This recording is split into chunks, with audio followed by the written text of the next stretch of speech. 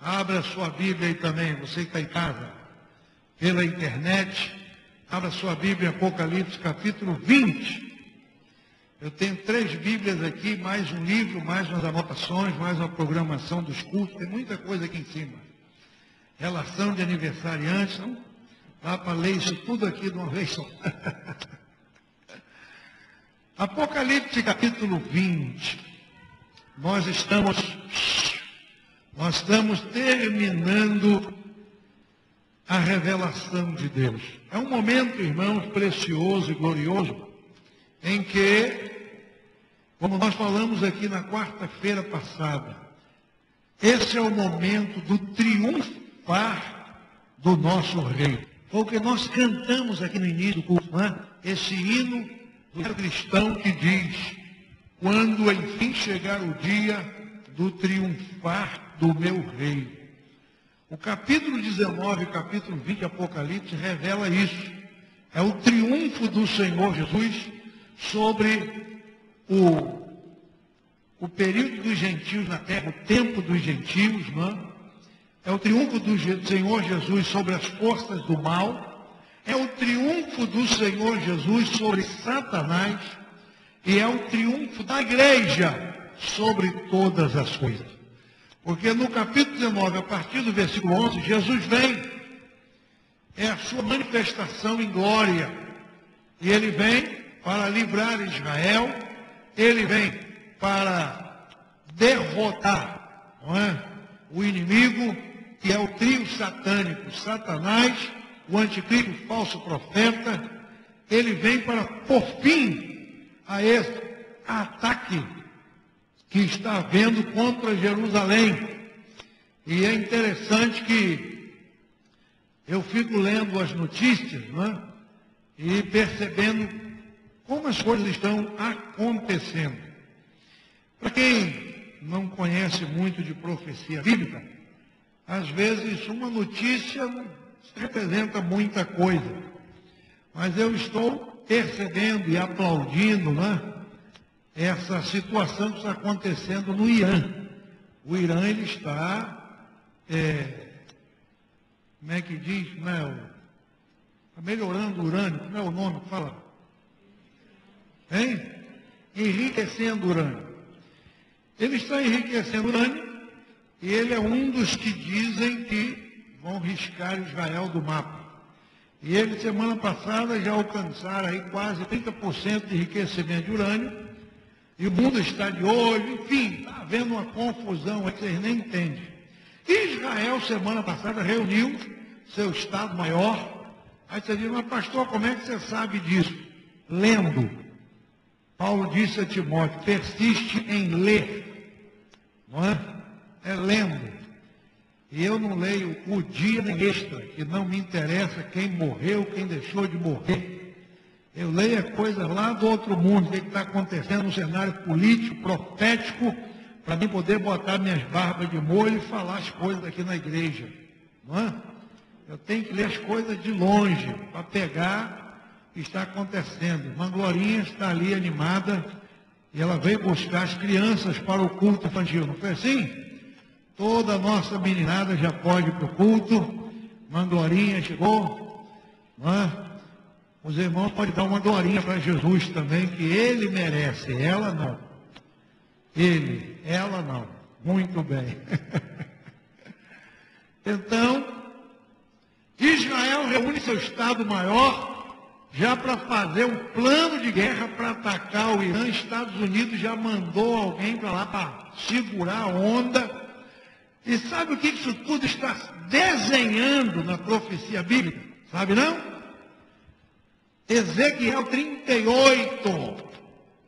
Ezequiel 38. Ezequiel 38 fala de uma invasão de Gog e Magog. É uma invasão que ainda não é a grande tribulação. Mas é uma invasão da qual Israel vai sofrer certamente pelas profecias, logo a igreja seja arrebatada. E se no Oriente Médio as coisas estão acontecendo neste nível, eu estou aqui já boto as minhas barbinhas de molho, porque a qualquer momento Jesus vem para buscar a sua igreja. Eu posso garantir uma coisa, a vinda do Senhor está muito próxima de nós. A vinda do Senhor é algo iminente. A situação do mundo está de mal a pior, não é? Estamos vivendo aí um ano político e as coisas que se desenham para 2010, pelo menos no Brasil, não são nada boas. Enfim, o que nós estamos esperando como igreja? Hein? Sermos arrebatados, irmãos. É isso que a Bíblia diz. Cumprir o que Jesus falou em João 14, verso 3. Vi e vos levar para mim mesmo, para que onde eu estiver, vós estejais também. Então a vinda do Senhor é um fato, é uma realidade. Ele está vindo aí. Porque ele precisa vir para que essas profecias se cumpram. Essas profecias se cumpram. Quando você lê a invasão de Gog, seus satélites, você lê a revista, como é o nome dela, meu Deus? Ai, esqueci agora. Uma revista sobre Israel. Não, ela vende aí nas bancas aí, eu esqueci o nome agora. Essa revista do ano passado, ano retrasado para ser mais exato, eles trouxeram uma reportagem em que mostra Israel e todas as nações vizinhas, todas elas. E todas essas nações vizinhas a Israel são potenciais inimigos de Israel, inimigos do povo de Deus. E eles estão, principalmente o mundo árabe, eles estão apoiando o Irã nessa sua escalada pela bomba atômica. E Israel sabe que ele vai ser o alvo. Ele vai ser o alvo. Só que pelas profecias bíblicas, irmão, Israel não tem que lutar essa guerra. Israel não tem que pelejar essa peleja. O que Deus prometeu a Josafá, segundo as Crônicas, capítulo 20, ele promete a Israel em Ezequiel, capítulo 38 e 39. É o Senhor quem vai pelejar contra essas nações. E quem lidera esse grupo de nações está lá em Ezequiel 38. São os persas. E quem são os persas? Quem é os persas de antigamente hoje? Quem é o persa?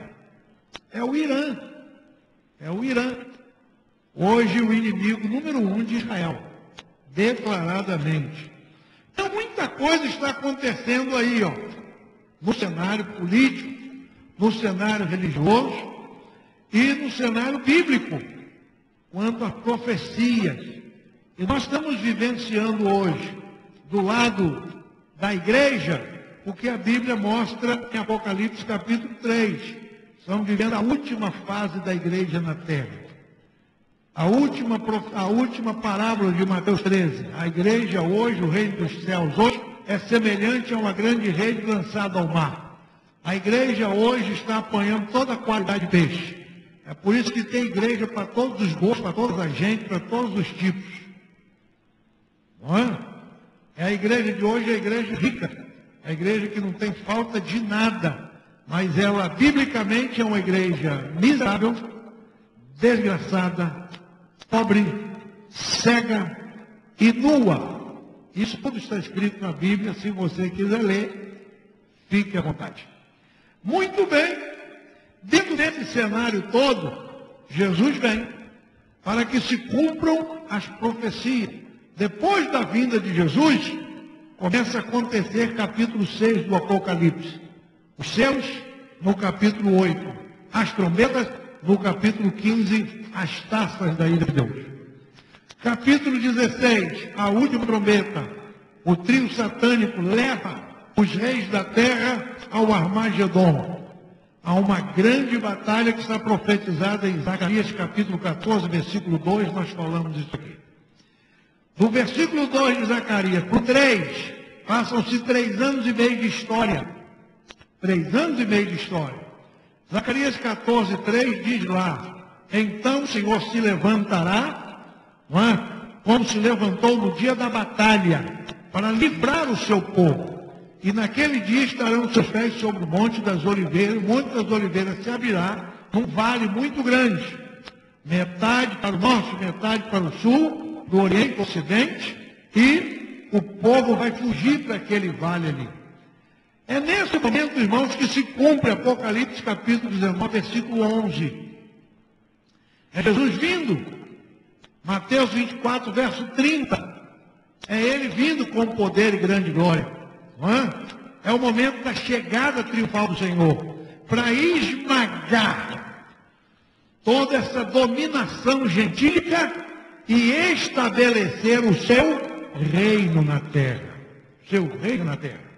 Então nós vimos aí na quarta-feira passada o que acontece dos versículos 11 até o versículo 21 de Apocalipse. E hoje é o capítulo 20. Então, nesse momento em que o Senhor está chegando, está vindo, com a palavra que sai da sua boca, ele destrói o exército do inimigo.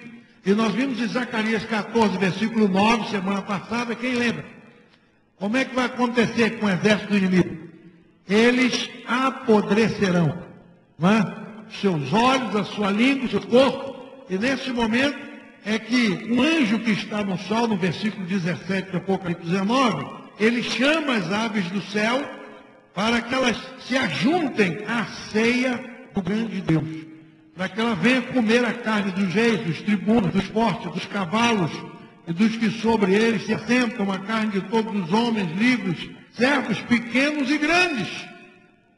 E no versículo 21 confirma: e os demais foram mortos com a espada que saía da boca do que estava sentado sobre o cavalo. E todas as aves se fartaram das suas carnes.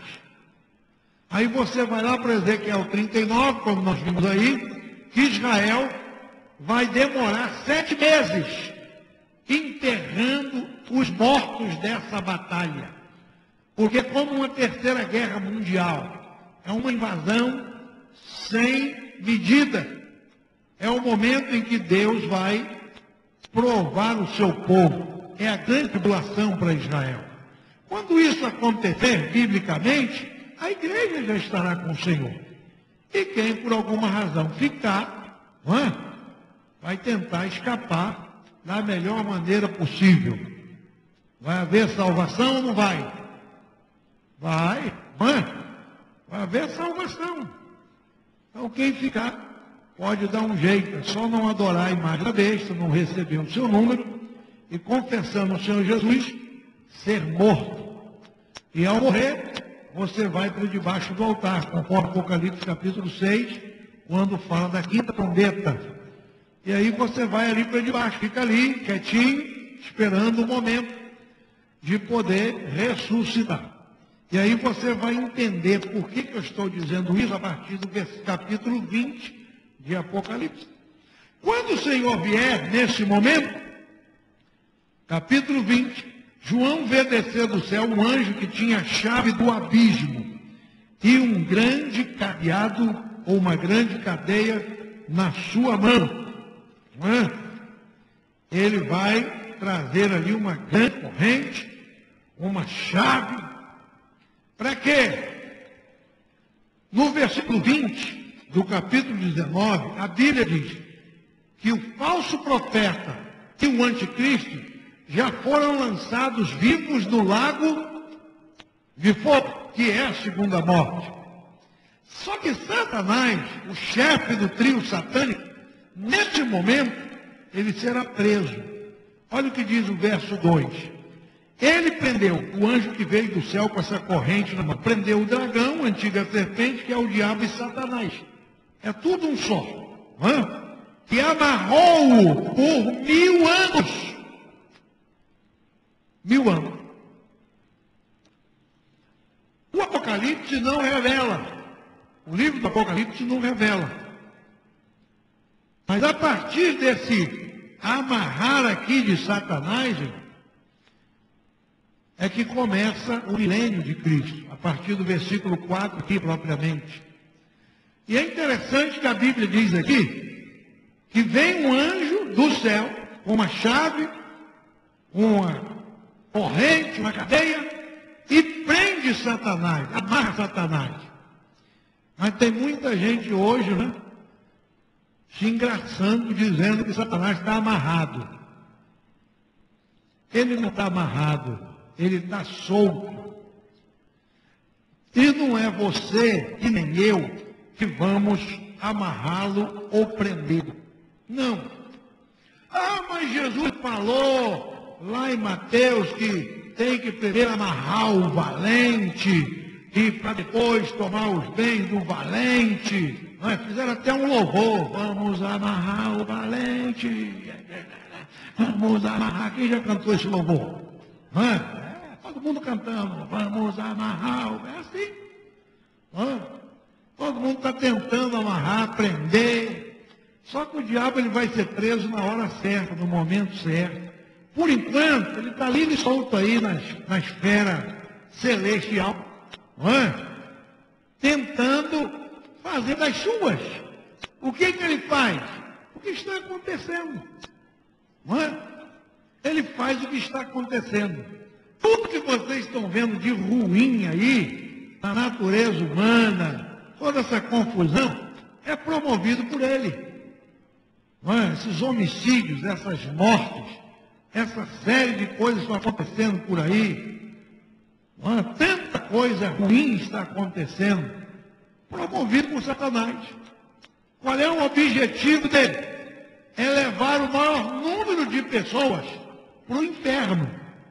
Porque o inferno foi preparado para ele e para os seus anjos. Foi para ele que Deus preparou o inferno. Só que ele não quer ir para lá sozinho. Quer levar alguém com ele, né? Então ele fica enganando as pessoas. Porque a função do diabo, irmãos, é enganar. A palavra diabo, no original, quer dizer enganador. Já como Satanás, ele é tentador. Ele tenta. Como o diabo, ele engana. Ele é sutil.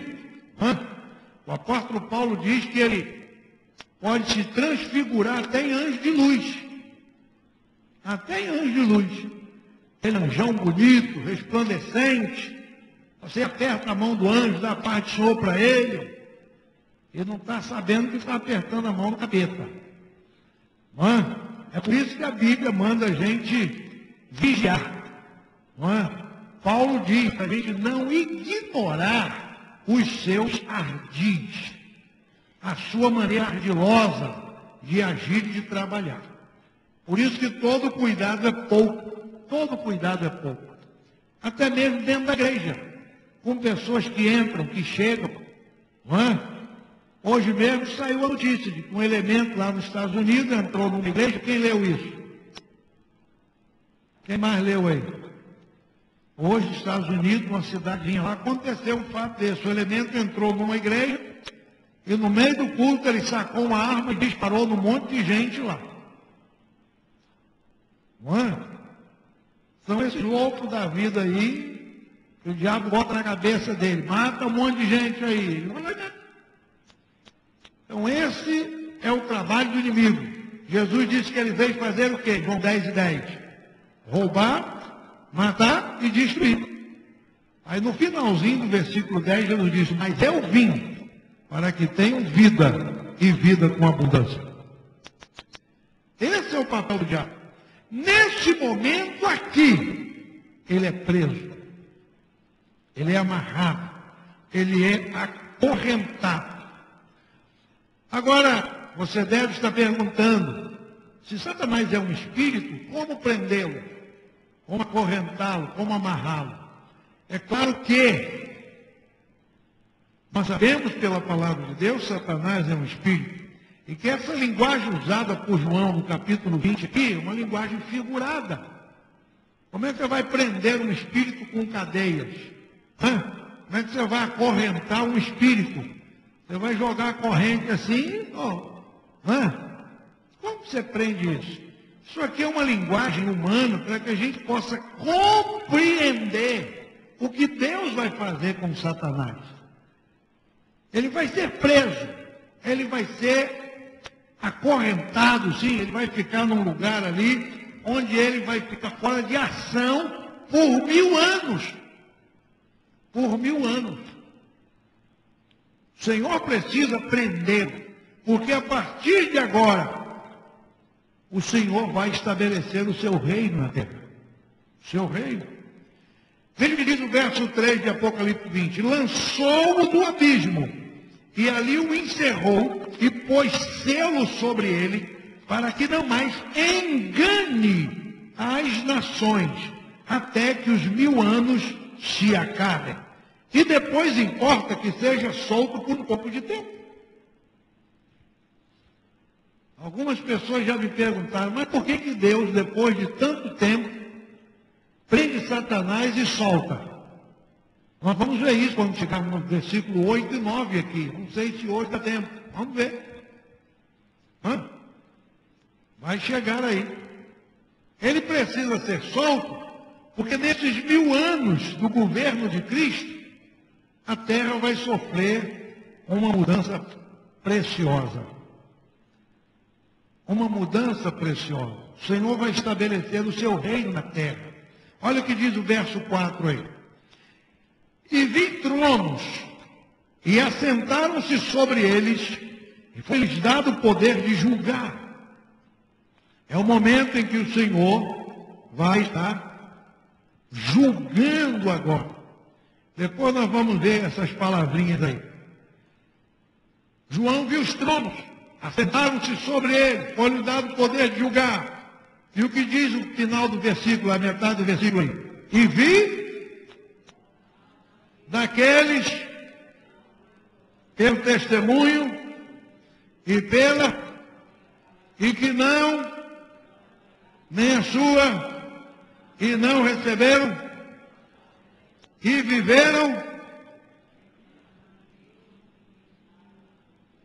Como é que é? Viveram. Pronto. Para quem não está preocupado com arrebatamento, não é? Você está preocupado com esse negócio de arrebatamento de igreja, isso é muita coisa na minha cabeça, não estou afim. Fica tranquilo. Jesus vai levar os fiéis da terra. Você ficando, vou te dar uma dica. Não é? Vai surgir o falso profeta, o anticristo, vão exigir adoração, você que conhece a Bíblia não vai adorá-lo, você vai morrer, eles vão te matar, não é? Você sendo morto por amor de Cristo, pela sua palavra, em Apocalipse capítulo 6, ao toque da 5ª trombeta, versículo 11, a Bíblia diz, e vi as almas daqueles que foram mortos por amor e pelo testemunho de Cristo, e clamavam até quando, ó grande e poderoso Deus, não julgarás e vingarás o nosso sangue daqueles que habitam sobre a terra. E a Bíblia diz lá em Apocalipse 6 que foram dadas cumpridas vestes brancas e que eles repousassem um pouco de tempo debaixo do altar, até que o número de seus irmãos se completasse, daqueles que seriam mortos como eles foram. Enquanto a igreja arrebatada sobe para o tribunal, é galardoada e vai para as bodas do Cordeiro, participar das festas nupciais, não é que a gente viu aqui no versículo 7 e 8 de 19, Salmo 45, quem está acompanhando essa capítulo por capítulo de Apocalipse já sabe tudo. Nunca mais a gente vai falar do Apocalipse, que essa igreja aqui já aprendeu tudo. Então, enquanto a igreja está lá em cima, os que ficaram, que morrem por amor a Cristo, vão para debaixo do altar e ficam ali. Quando Jesus vier estabelecer o trono dele na terra, aí ele se lembra dessas almas. Ô, minha gente, tem uma turma que ficou debaixo do altar, deve ter mais de 100. Não é? E lá em Apocalipse capítulo 7, João, um anjo pergunta para João, de onde é que vem essa turma aí, tudo vestido de branco? A Bíblia diz que é um número que ninguém podia contar, de toda tribo, língua, raça, povo e nação. Esses são os que vieram de grande tribulação, passaram por essa prova toda aí, estão chegando agora, não é? E quando é que esses que passaram pela tribulação vão ressuscitar? Aqui, ó, Apocalipse 20, verso 4. João vê as almas daqueles que foram degolados pelo testemunho de Jesus, pela palavra de Deus, e que durante a tribulação não adoraram a besta nem a sua imagem, não receberam o sinal de suas testas, nem de suas mãos. E viveram e reinaram com Cristo durante 1000 anos. Esses que ficaram para trás serão salvos? Sim. Farão parte do reino do Senhor? Sim. Porque eles são vistos adorando a Deus, no capítulo 7. Eles são vistos servindo ao Senhor, não é? Adorando aquele que é o Rei dos Reis. Por quê? Porque foram salvos. Vão receber uma palma de vitória, as vestes brancas que representam a pureza, a salvação, enfim, serão salvos. Só que a esposa do Cordeiro é a igreja arrebatada. Os demais serão servos, súditos, estarão ali louvando, adorando a Deus, felizes da vida, porque na última hora conseguiram uma salvação. Então ninguém se apavore. Salmo 101, verso 6, a Bíblia diz: os meus olhos procurarão os fiéis da terra. Quem for fiel, quem estiver no caminho reto, quem estiver na presença de Deus, nesse momento vai. Quem não tiver, fica um pouquinho, passa pelo serrotinho do anticristo, um serrote que não é amolado, não, um serrote feio, seco, a serrar o pescoço do caboclo. Mas você vai ser salvo, fica tranquilo, que a Bíblia garante que tu vai ser salvo. Você vai ressuscitar aqui, ó. Você vai ressuscitar aqui. E no verso 5, a Bíblia diz que os outros mortos não ressuscitaram. Quem são os outros? Hein? Os que morreram sem Cristo, sem salvação. Só haverá ressurreição aqui para aqueles que morreram por amor a Cristo. A primeira ressurreição, irmãos, ela se dará em duas fases distintas, biblicamente. Não é? Podemos dizer até 3, porque Cristo foi feito as primícias do que dorme. Paulo diz em 1 Coríntios capítulo 15, versículo 20. Cristo foi o primeiro que ressuscitou realmente.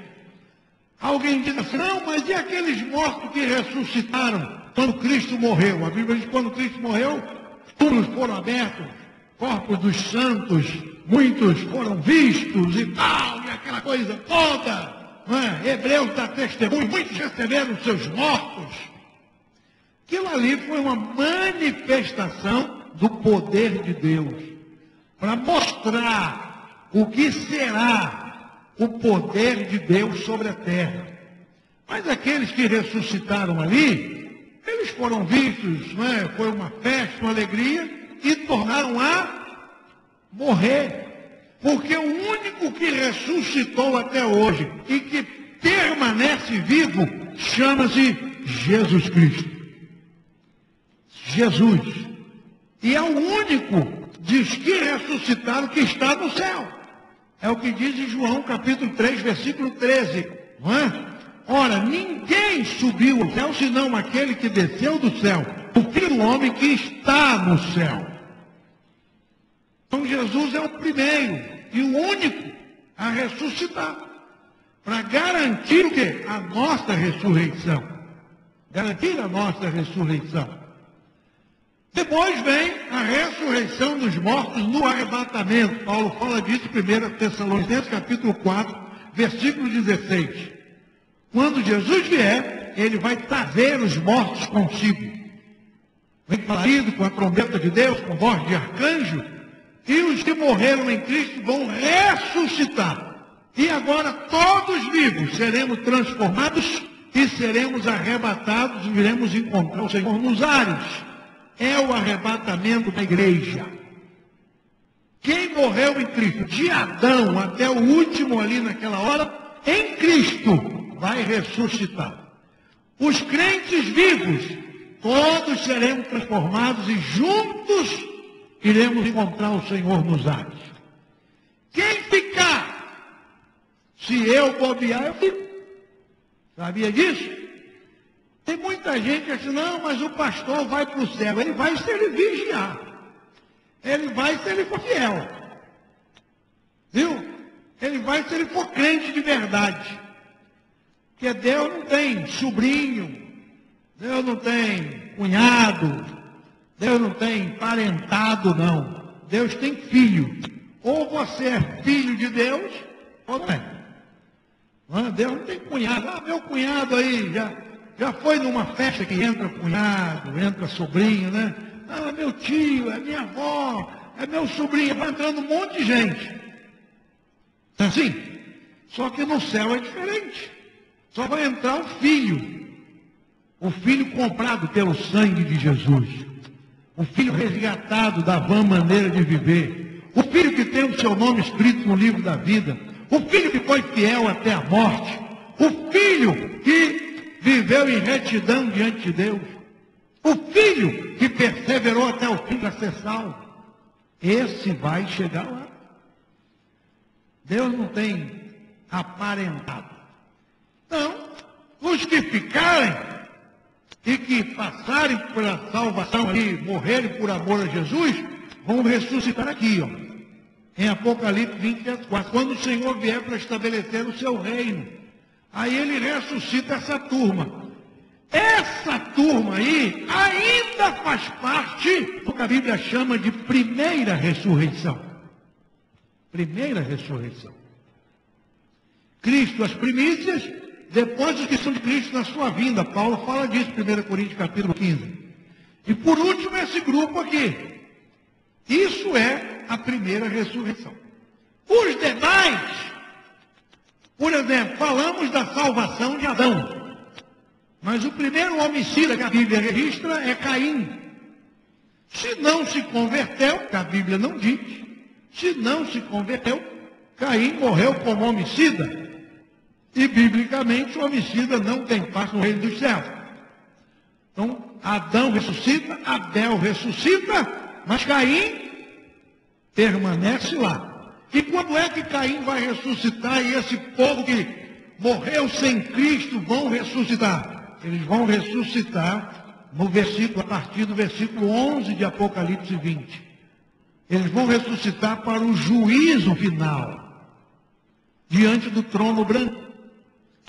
Não é? Naquele dia, você lembra do voo 447 da Air France? O avião mergulhou ali naquele mar e até hoje ninguém achou os mortos. Uma meia dúzia flutuou e foram resgatados. Os demais sucumbiram lá no fundo do mar. Aí a Bíblia diz aqui que o mar dará os seus mortos. O inferno dará os seus mortos. Os sepulcros darão os seus mortos. Todos os que morreram sem Deus ressuscitam aqui. Mas até que haja essa ressurreição, o reino de Cristo vai ser estabelecido. Surge agora na terra, irmãos, o que o Apocalipse não mostra, que é o milênio. O milênio. O que será o milênio? O milênio será o reino de Cristo. Mas voltando ao versículo 4, a Bíblia diz: vi tronos e assentaram-se sobre eles e foi-lhe dado o poder de julgar. Quando você lê Mateus 25, vamos ver lá? Mateus capítulo 25, você encontra uma palavra que muita gente faz confusão aí.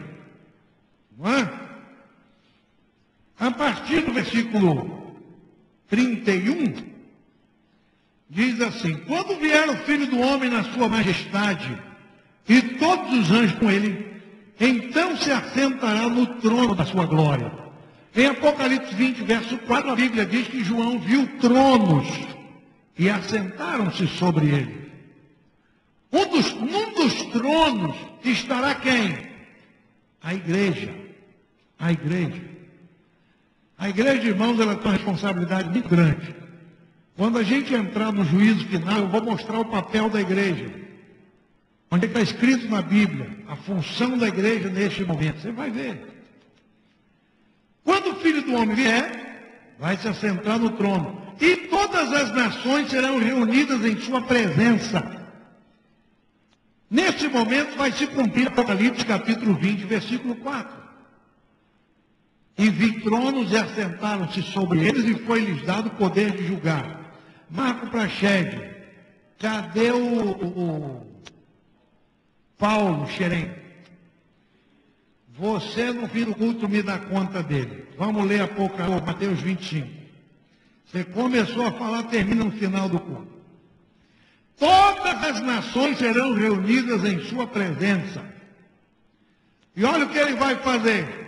Ele vai separar um dos outros, como o pastor separa os bodes e as ovelhas. Nesse momento, o Senhor vai botar as ovelhas à direita e os bodes à esquerda. E ele vai dizer aos que estiverem à sua direita: vinde benditos de meu Pai, entrai na posse do reino que vos está preparado desde a fundação do mundo. Porque tive fome, me deste de comer, tive sede, me deste de beber. Era forasteiro, me hospedaste, estava nu, me vestiste. Enfermo, me visitaste, preso, foste ver-me.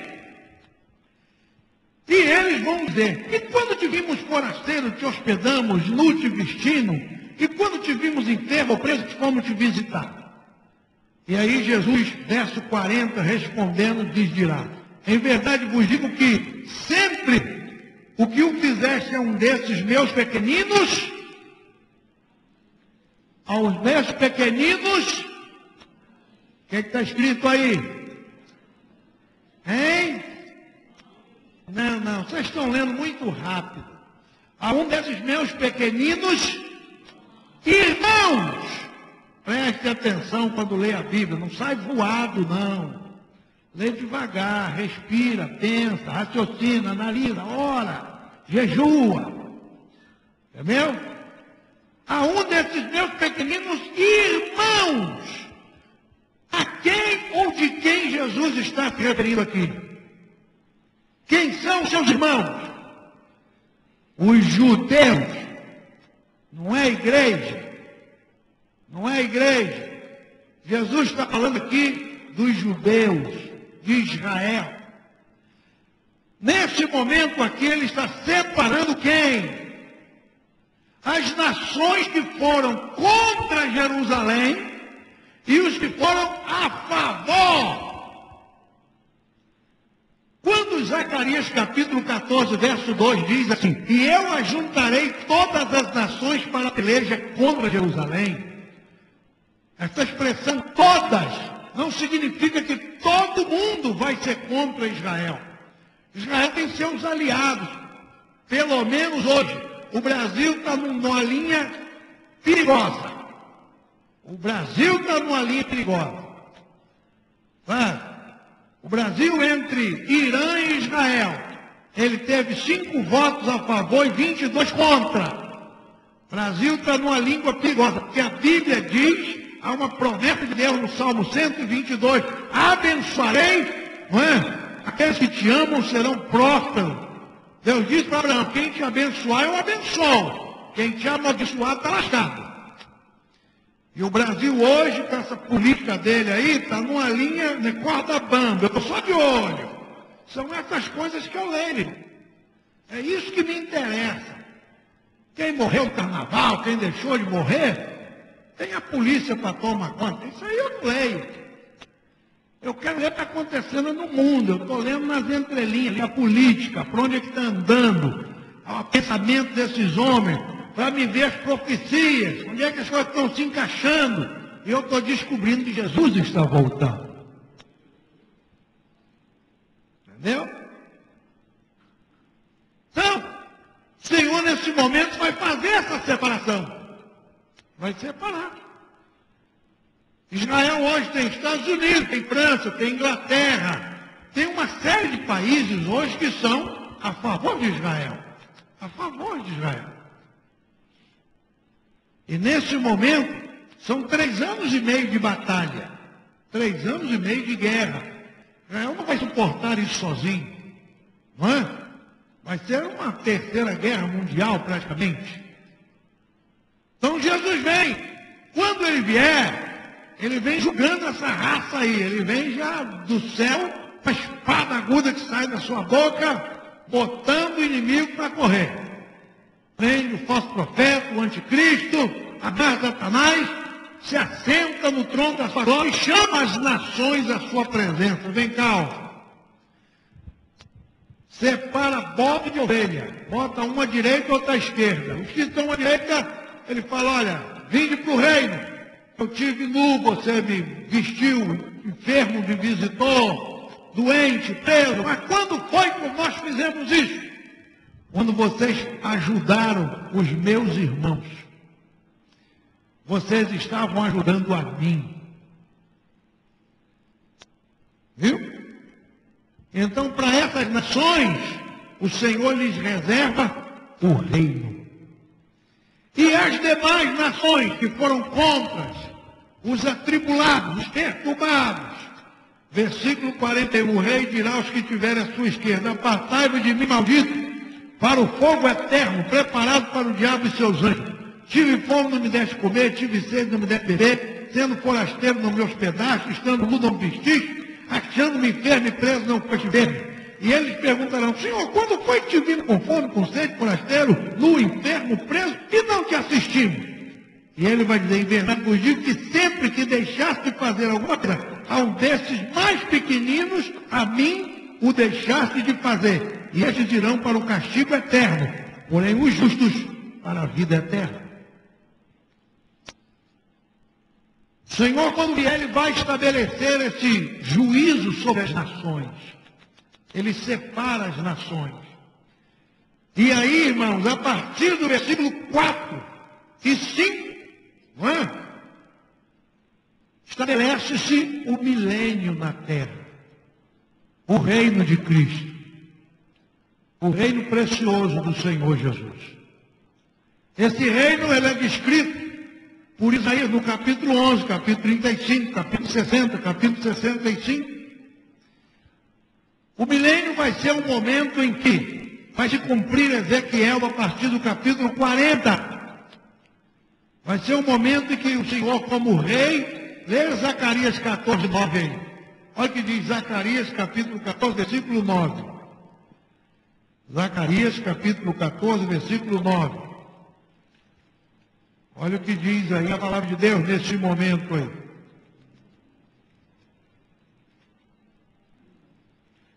Zacarias 14, verso 9.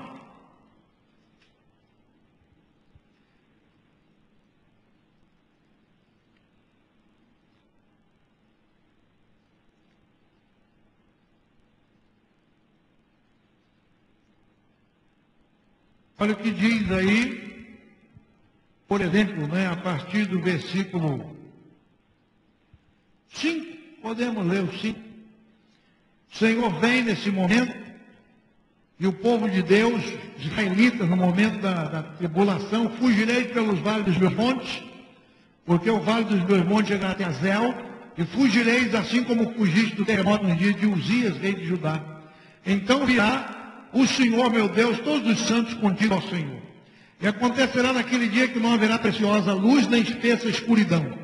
Mas será um dia conhecido do Senhor. Nem dia nem noite será. E acontecerá que no tempo da tarde haverá luz. Naquele dia acontecerá também que correrão de Jerusalém águas vivas.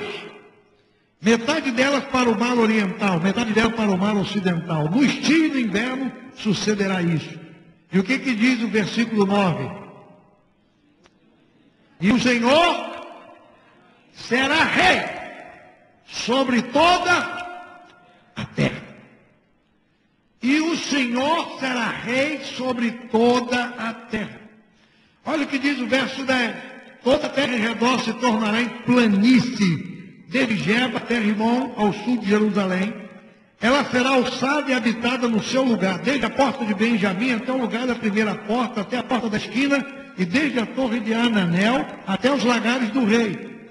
E habitarão nela, e não haverá mais anátema, porque Jerusalém habitará segura. É o momento em que o Senhor estará reinando. Dos versículos 12 até os versículos 15, nós lemos quarta-feira passada, mostra o momento em que o Senhor vem. E de que maneira ele vai atingir o exército do inimigo. E no versículo 16, olha o que já está acontecendo aqui. Já é o reino do Senhor.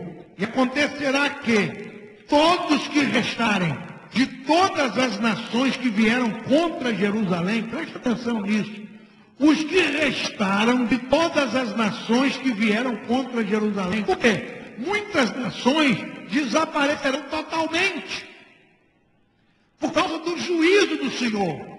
São nações ímpias, não é? Que lutaram contra, que foram contra o povo de Deus. Dessa multidão de nações, aí a Bíblia diz, as que restarem. Aí sobra pouca nação na terra, meu irmão. Você não acabou de ler aqui há pouco, Mateus 25? Não é? O Senhor separando bode de ovelha. Então é isso aí. As nações que restarem subirão de ano em ano para adorarem o Rei, o Senhor dos Exércitos, e celebrarem a festa das cabanas. Olha o que diz o verso 17. E acontecerá que se alguma das famílias da terra não subir a Jerusalém para adorar o Rei, o Senhor dos Exércitos, não virá sobre ele a chuva. Olha aí. Não virá chuva. Aí, esse versículo 18, ele é tremendo. Ele é tremendo.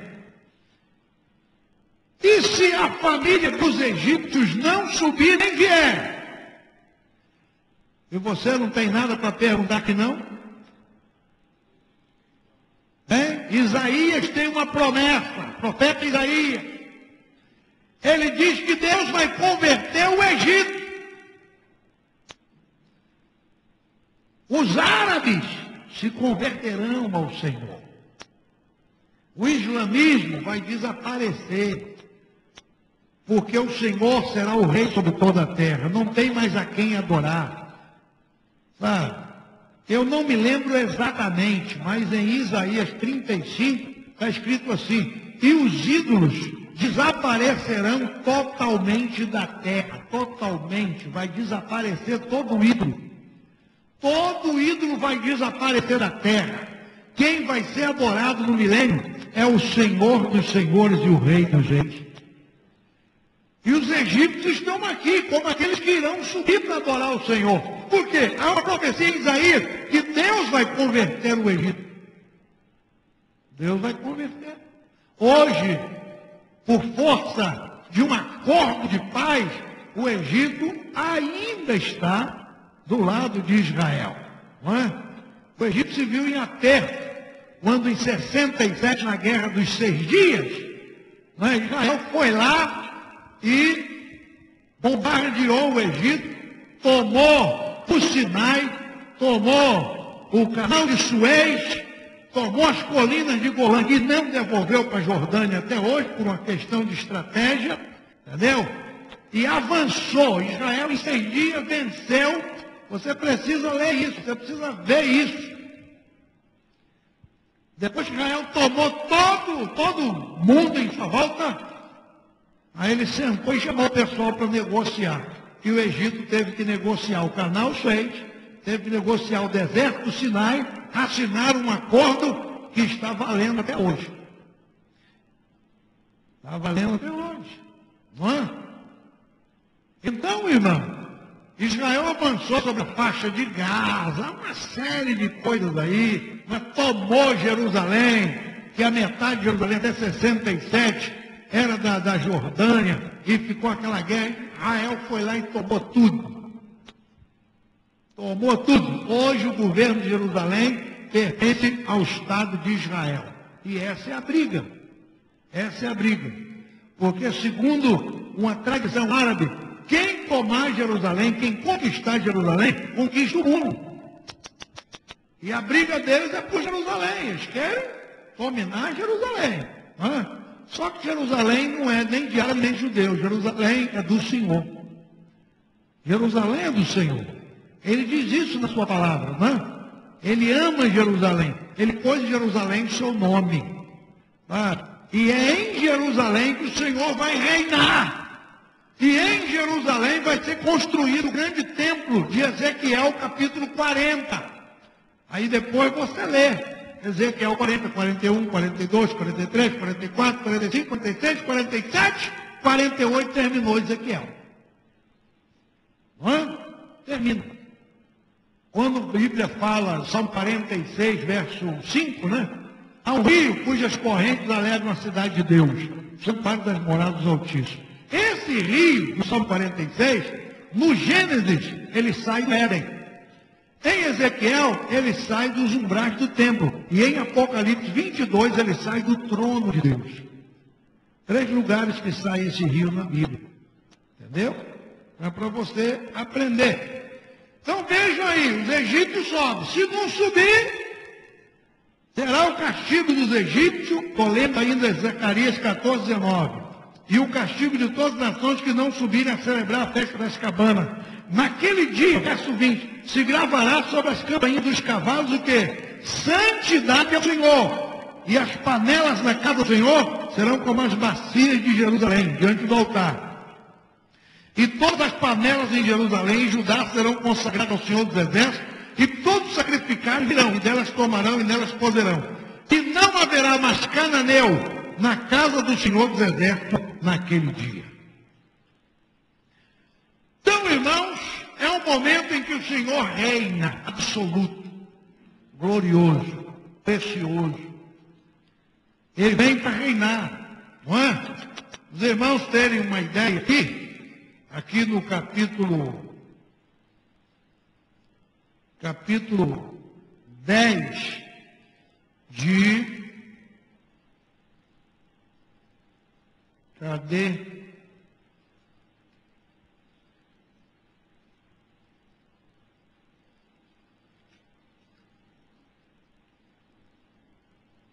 Capítulo 8 de Zacarias.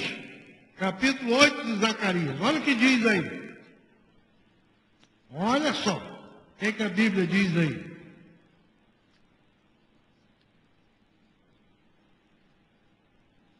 Versículo 20 do capítulo 8 de Zacarias. Olha a promessa aí. Assim diz o Senhor dos Exércitos: ainda sucederá que virão povos e habitantes de muitas cidades.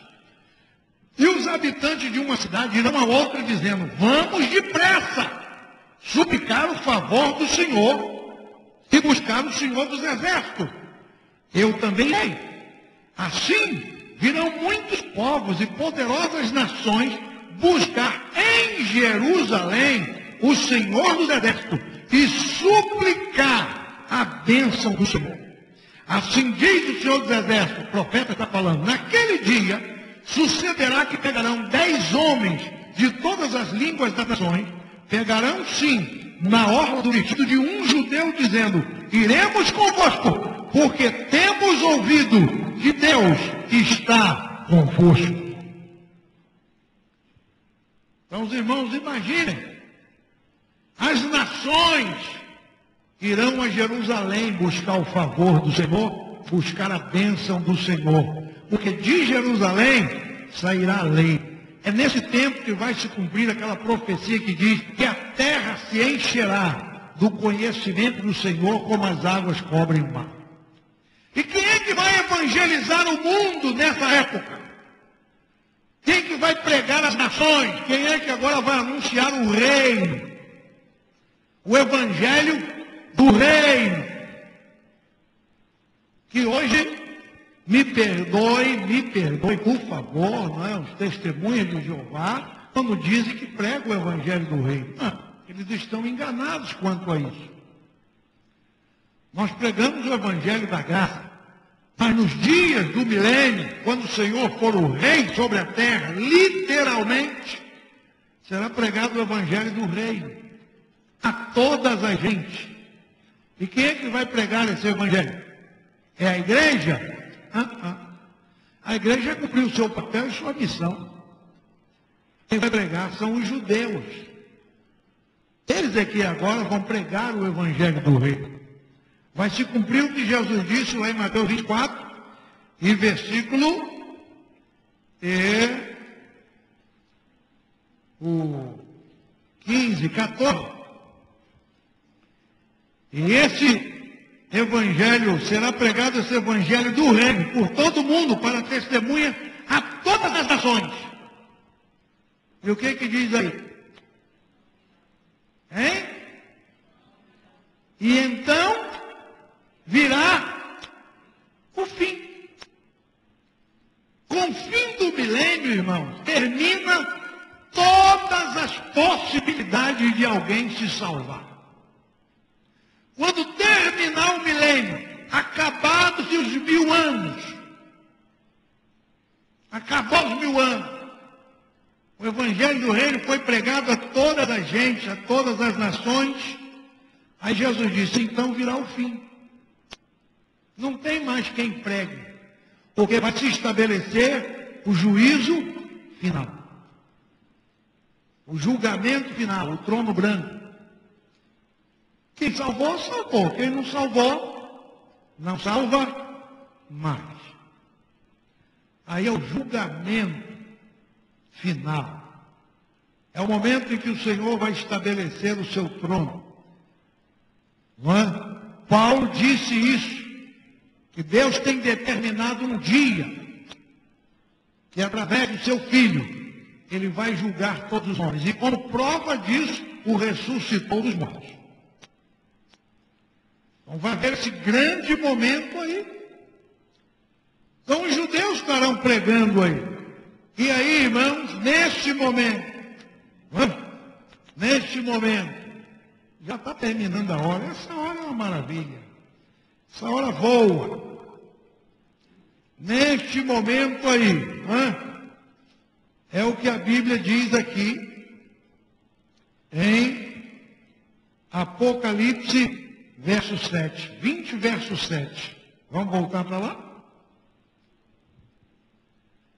A Bíblia diz assim, e acabando-se os 1000 anos, terminou o milênio. O milênio será um reino de paz, um reino de justiça, um reino de equidade. Lá em Isaías 65, a Bíblia diz que o leão comerá palha como boi, o lobo e o cordeiro se apacentarão junto. A criança vai botar a mão na toca da serpente, vai brincar com um chocalho de cascavel e não vai morder. Está tudo na Bíblia. Vai haver uma mudança no reino animal. O pecador de 100 anos, de morrer de 100 anos, será amaldiçoado. Por quê? Porque no milênio, nós estamos voltando no tempo. E você não está percebendo isso. No milênio, as pessoas terão possibilidade de viver quantos anos? 1000 anos. 1000 anos. Satanás vai ser solto, as enfermidades serão banidas da terra, não haverá coxo, não haverá aleijado. Pessoas perfeitas, mundo perfeito. As águas que correm dos umbrais da casa de Deus, em Ezequiel 47, vê lá, o que diz? Por onde aquela água passa, o que vai acontecer? Ela vai restaurar. Os rios serão restaurados, os mares restaurados, peixe com abundância. A Bíblia diz que as praças e as ruas se encherão de meninos. Está lá em Zacarias. Se encherão de crianças, as praças e as ruas. Porque agora as pessoas terão possibilidade de viver 1000 anos. Em 1000 anos, quantas crianças não nascem? Com 70 anos, tu já arrumou mais de 10, com 1000, então tu arruma 700. Entendeu? Tudo isso está na Bíblia, está escrito aí. Está tudo aí. Estamos retornando para onde? Para onde é que nós estamos retornando? Para Gênesis 5. Quando os homens viviam 800 e tantos anos e morreu. 900 e tantos anos e morreu. Viu? Aí deve ter alguém falando, puxa, eu queria viver esse tempo aí, né? Será que eu chego lá? Pensa nisso não. Até chegar lá, muita água vai passar debaixo dessa ponte, os selos serão abertos, as trombetas serão tocadas, as taças da ira de Deus derramadas. Eu duvido se você vai escapar disso. Melhor negócio é a gente se preparar para subir. Não é? Por isso que a Bíblia diz, bem-aventurados os mortos que desde agora morrem no Senhor. Quem morre salvo hoje, irmão, puxa vida.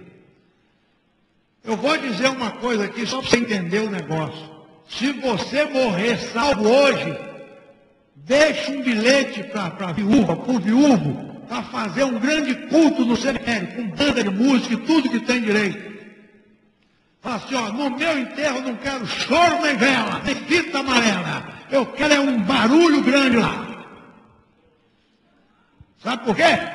Porque quem morre no Senhor é mais do que bem-aventurado, meu irmão. Que já está fazendo parte da igreja triunfante. Dos que morrem no Senhor, que já está no paraíso, que vai ressuscitar naquele grande dia. Agora eu que estou aqui falando para vocês, eu que bobei para ver. Se eu bobear, eu vou dançar. Então nós que estamos vivinhos hoje, a gente tem que andar na linha. E não pode deixar o trem matar, não. Tem que andar na linha sem ser atropelado. Entendeu? Por isso que é bem-aventurado quem morre no Senhor. A Bíblia diz. Você já devia deixar um bilhete. Na minha moto, eu quero culto no domingo à noite, em ações de graça. É? Na morte de Jurandir, pastor Jurandir, um amigo meu de muitos anos, conheci Jurandir solteiro. A gente tem muito culto na Brigada Paraquedista. Já tem muito barulho por aí. Jurandir esteve aqui algumas vezes. Não sei se você lembra, o Moreno, lá da igreja de Ricardo de Albuquerque. Esteve aqui algumas vezes com a gente. Jurandir faleceu. A igreja levou, foi bateria para o cemitério, guitarra, contrabaixo. Fizeram um culto. Não botou na capela, não, tem negócio de capela 3x3, não cabe o povo. Botou no meio do cemitério lá e bateria, mocidade. É mó cultão mesmo. Por quê? Porque Jurandir é um bem-aventurado. Morreu no Senhor, está salvo, abençoado. E eu estou aqui lutando para ver se eu chego lá também. Não está mole, não. Entendeu, meu irmão? Vai acabar os 1000 anos. E nesse tempo, nós estamos voltando. Estamos em Gênesis 5. Possibilidade de viver 800, 900, tantos anos. E aí no versículo 7 diz, e acabados os 1000 anos, Satanás será solto da sua prisão. Eu lamento dizer que eu preciso de mais um culto para falar do versículo 7 até o 10. Hoje não dá mais tempo.